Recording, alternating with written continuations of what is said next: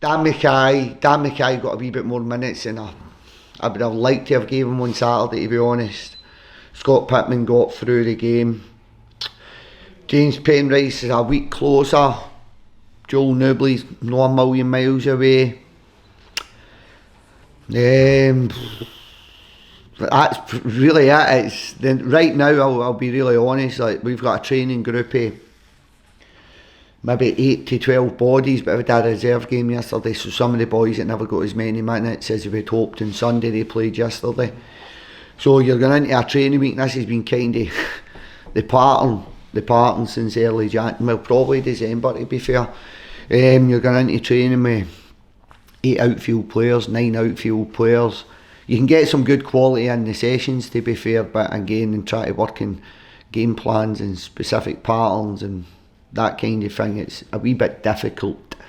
So we're much of a muchness. You seem to get one back now and lose one, or get 2 back, you lose 3, so it's kind of a revolving door now. So got a strong 13-14 in terms of who we can rely on to do it on the park, but out with that, we've been really struggling with not just our game numbers, our training numbers.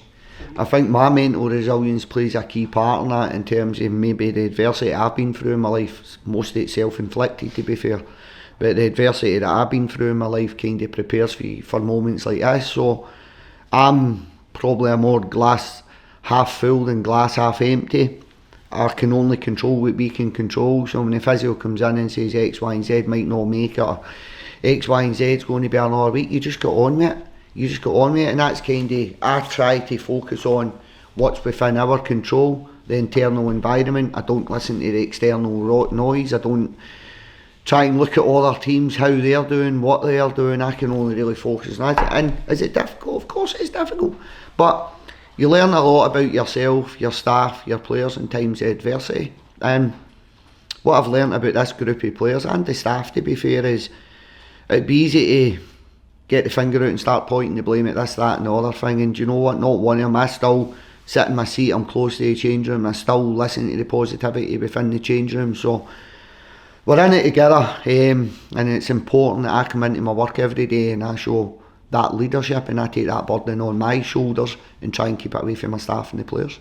I think I'm really candid with you guys, always try to be honest. Did I learn anything from Sunday? Probably not.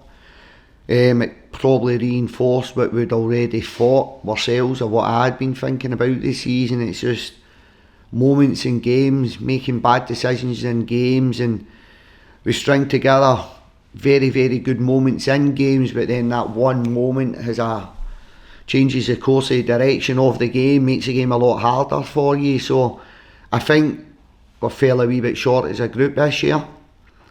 I think the negative momentum also plays its part in that, but the consistency's been the key one for me. If you want to be in the Scottish Premier League, you've got to be consistent, and we've not been consistent enough. Going into the Aberdeen game, I think there's a lot of upheaval there in terms of Barry leaving, Neil going in, and I think Peter's come in and kind of steadied the ship slightly. So albeit there's been a lot of turbulence up there, they've still got a squad of very good players. They've got one of the best strikers in the league. I look at them, midfield, wee Barron, Clarkson, Shinnie knows the game inside out. McGrath coming off the right hand side, who plays in the left, probably debatable at this point, but maybe Duke. So I look at them, leagues don't lie, league position doesn't lie, but still a very strong group of players there, and I think Peter's done a good job in steadying the ship and giving them that wee bit of balance, that wee bit of continuity. So a difficult game of football, it's going to be a hard game of football. I think that's going to happen at some point, but does it really need me to be looking at the league table for that to happen? Probably not. So I'll deal with that when I need to deal with that. But as I said, I've been here since my 10th season. It's my 10th season at Livingston, and I'll just use this season. I got up for match day one. Match day one, I come in to win that next game of football. That's not going to change in match day 38, whatever that situation is. I don't come into work to get beat. I don't get up to come in to train the players to get beat, to lose games of football.